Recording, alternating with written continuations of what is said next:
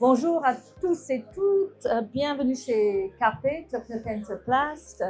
On va faire une rapide présentation sur la législation de la PPWR et les solutions d'emballage de chez KP. On va d'abord aborder les défis et surtout les opportunités que nous présente la législation PPWR. On va parler de l'engagement de notre société par rapport à la circularité et puis les solutions que KP peut vous offrir en ce qui concerne les parquets thermoformés, les films barrières flexibles et les solutions regroupées et les parquets et les films rigides chez nous. Et après, on aura quelques petites choses à grignoter lors d'une bonne discussion, j'espère. Moi, je m'appelle Karen Kirchhoff, je suis directrice du marketing communication. Je suis breton de Grande-Bretonne, ce qui veut dire que de temps en temps, je fais un petit peu de faute, mais vous allez m'excuser et puis j'espère qu'on va avoir une bonne discussion. Très rapidement, qu'est-ce que c'est KP? Donc KP est né en 1965, donc on fête notre 60e anniversaire cette année. Nous avons deux divisions, la pharmaceutique et puis surtout ce qui nous concerne ici, c'est tout l'emballage qui est destiné pour l'alimentation. Plus précisément, si on regarde notre division alimentaire, donc on a 20 sites de production, on fournit 14 pays sur 4 continents, des parquets thermoformés, des films rigides et des films flexibles, barrières et étirables. Bon, allons au vif du sujet, le PPWR. Quels sont les défis et quelles sont les opportunités? En fait, c'était publié le 22 janvier de cette année et donc dans le journal officiel de l'UE. Et puis, ça va rentrer en vigueur en 18 mois, c'est-à-dire précisément le 12 août 2026. Sauf, il y a une exception, il y a le rajout de l'XPS pour tout ce qui est emballage à utilisation unique qui est banni, mais ça ne rentre qu'en vigueur en 2029. Tout le PPWR est destiné à vraiment remodeler l'emballage alimentaire et évidemment améliorer notre industrie et l'acceptation des plastiques. Il se focalise sur la réduction des déchets, sur la circularité et sur la durabilité. Donc, il y a des objectifs minimums légaux de teneur en matière plastique recyclée. On va regarder ça un petit peu plus dans le détail après. Il y a également l'ambition que tous les emballages soient recyclables à grande échelle aussi, d'ici très bientôt. Je vais rentrer dans les détails après. Et on a aussi toute la partie éco-modulation qui est importante. Donc, les contributions des responsabilités élargies des producteurs proposent des réductions sur ces montants des taxes que vous payez si vous avez une certaine quantité de matière recyclée dans votre emballage et si le produit est recyclable. Donc, quand on regarde les perspectives au-delà d'aujourd'hui, en fait, tout d'abord, l'exigence en recyclabilité. Donc, en 2030, ce sera obligatoire que tous les emballages soient conçus pour être recyclés. Et puis, très simplement, il y a 3 classifications. Mais si on regarde la synthèse en bas, en fait, si votre produit ne peut pas être recyclé au niveau de 70%, il sera techniquement non recyclable, donc non admis. Et ça s'enforce en 3005, parce qu'en 3005, tous les emballages doivent être recyclables à l'échelle. Et pas à l'échelle, ça veut dire qu'il doit avoir le tri, collecte, recyclage et vraiment que le produit soit recyclé, et ça sur des géographies étendues en Europe. Et en 38, tous les produits catégorisés, ça passe de 70 à 80% minimum de recyclabilité, et l'infrastructure de recyclage doit être mise en place pour recycler l'emballage total jusqu'à 55%. Vous voyez bien que, en fait, ça va être obligatoire en 2035.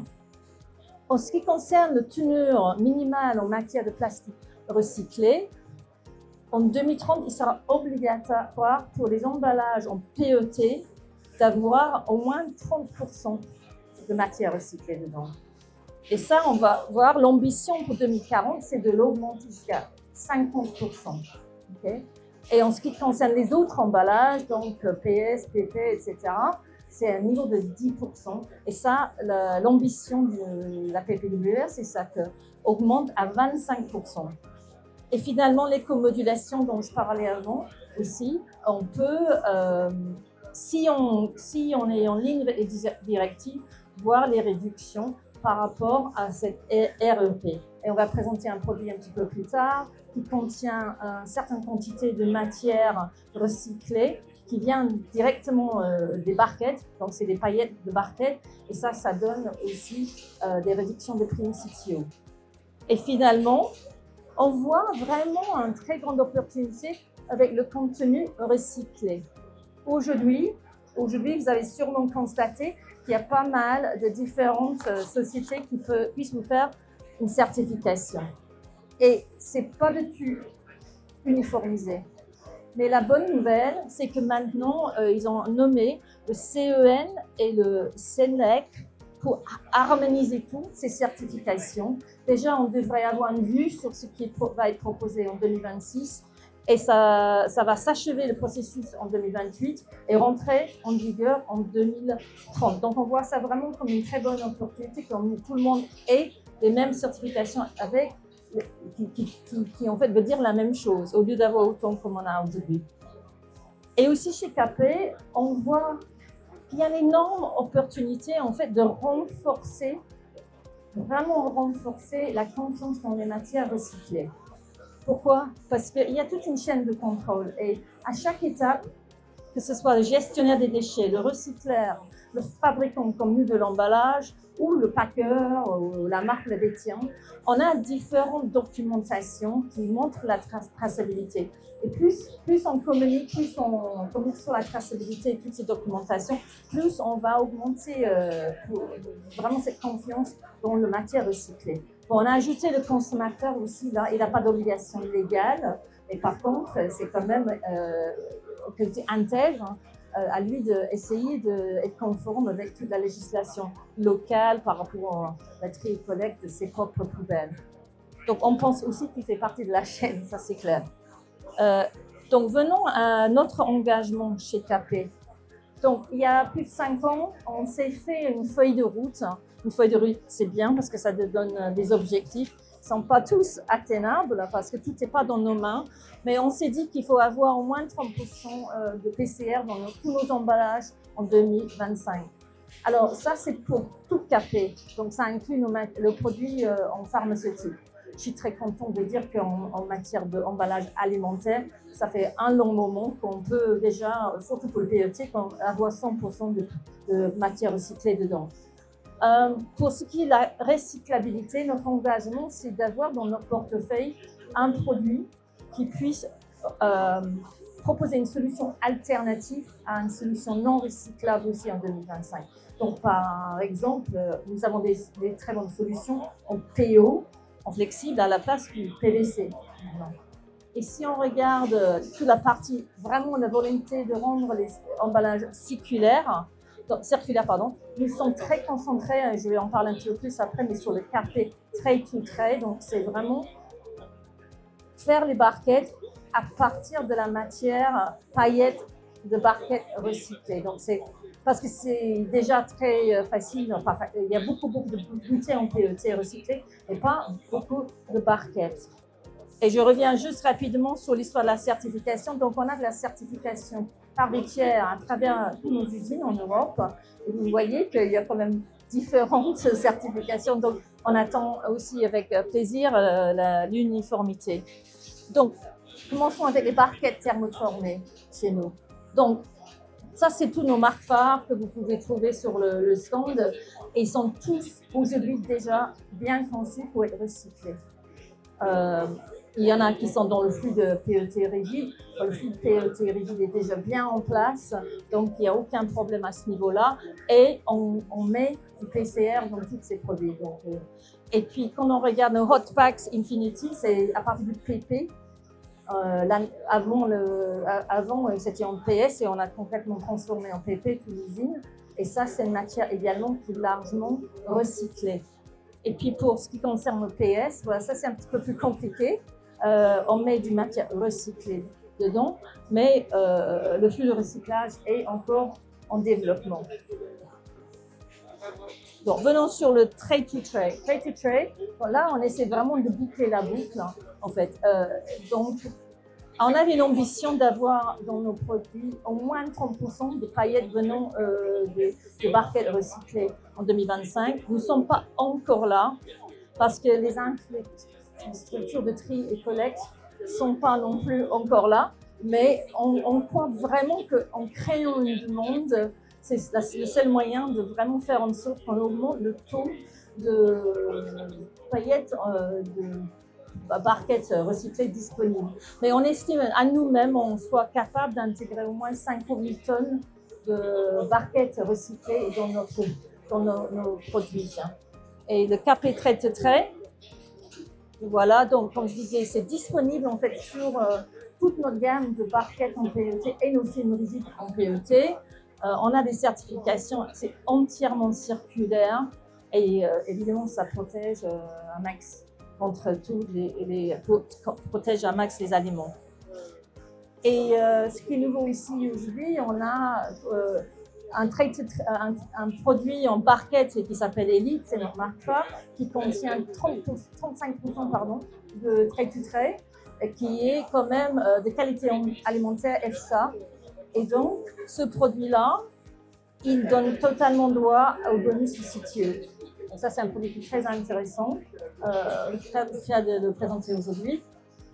Certifié par des tiers, comme on a déjà dit, avec la protection maximale des aliments.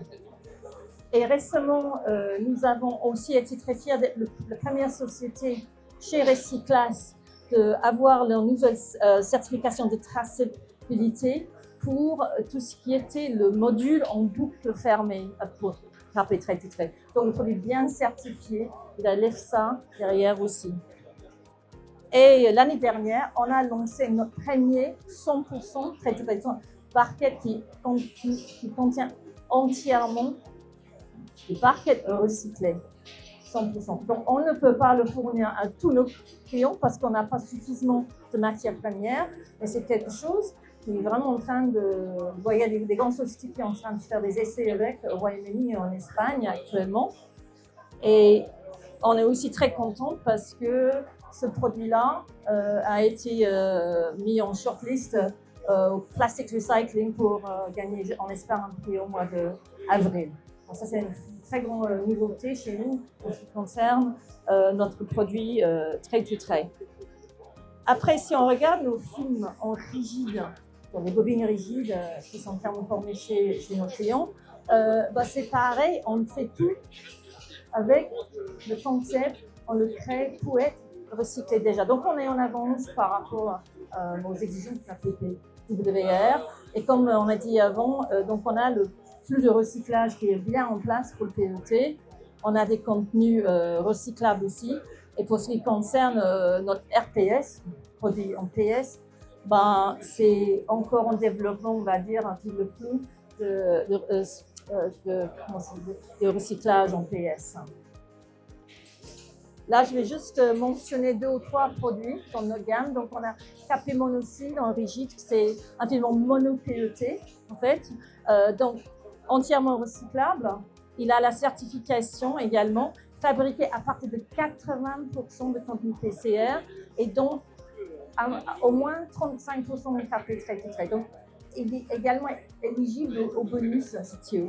Et en plus, il donne vraiment une excellence au niveau opérationnel parce que par rapport à un multicouche, un PET-PE, il réduit jusqu'à 21% l'épaisseur du film. Donc, ça permet plus de stock. On peut stocker plus, on maximise nos entrepôts, etc. Et on peut faire on peut tourner plus longtemps. Excusez-moi, j'ai perdu mon français là, 2 secondes. Après, Smart Cycle, pareil, entièrement recyclable. Mais ce qui est intéressant avec cette gamme, c'est que vous pouvez le tailler selon votre besoin. Parce que vous pouvez choisir entre 30 et 100% de RPET dans cette gamme. Donc, selon la législation en vigueur dans votre pays, ça peut être intéressant. Et ça peut également incorporer du café très filtré. Et finalement, le hot seal, c'est pareil, c'est un mono-PET. Il est destiné pour être rempli à chaud. Et en fait, on peut le remplir jusqu'à 90 degrés. Donc, c'est très bien pour les compotes, des choses qu'on remplit vraiment à haute teneur.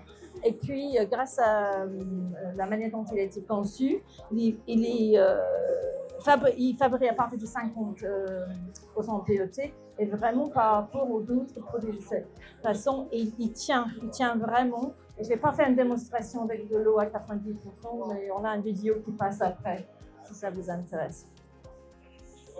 Et très rapidement, j'arrive maintenant sur nos films flexibles qui sont fabriqués en France à Pontivy. Et en fait, là, c'est pareil. On les conçoit pour être recyclés. Okay? Là, après, tout le sujet, c'est est-ce que les flux sont en place. Donc, pour le PE, on estime qu'à peu près 20 à 25% des films flexibles en PE sont aujourd'hui recyclés à travers l'Europe. Mais c'est clairement un problème. Mais après, quand on pense au produit alimentaire total, on a le film plus la barquette. Donc, l'importance, c'est le niveau de recyclabilité de la totalité de l'emballage et pas que le film en opercule. Okay? Après, on a des flexilides, on a des flexiflow et on a des vacs. Et on a aussi des flexiflow en PP, qui est notre histoire. Ça, c'est beaucoup plus en développement, j'ai envie de dire, en ce qui concerne le recyclage, surtout en France. Donc, le flexilide, entièrement recyclable, certifié par Cyclus HTP et Intercero. Haute barrière, il fait vraiment son job et c'est un film excellent. Et vous allez voir, à la fin, il peut être combiné avec nos barquettes. Les flexiflow qui sont assez à la mode dans certains pays pour remplacer les barquettes avec les opercules. Pourquoi? Parce que c'est notre manière d'aborder en fait le sustainability, parce qu'on réduit jusqu'à 75% le contenu de plastique dans l'emballage par rapport à une solution traditionnelle. Haute barrière encore est certifié par un tiers. Et le FlexiVac, c'est un film qui est très très dur. On peut mettre des os dedans et ça ne perce pas en transport. Et il est aussi entièrement recyclable et certifié pareil par Cyclos et Anticero. Des instances dont on a parlé plus tôt dans la présentation. Et pour finir, donc, on peut offrir des solutions combinées. On a des barquettes, comme vous avez vu, et on a notre FlexiLite. Et ça peut vous donner, par exemple, avec Elite ou Sapora, une solution qui est entièrement conforme par rapport au MAP et la PPWR auprès d'un seul fournisseur. Donc voilà, on a un petit fascicule qui résume tout ça. Et puis, on serait ravis de prendre des questions, avoir une petite discussion. Et on va sortir aussi un petit peu de grignotage pour un moment, j'espère, de discussion intéressantes. Et je vous remercie à tous et tous d'être venus.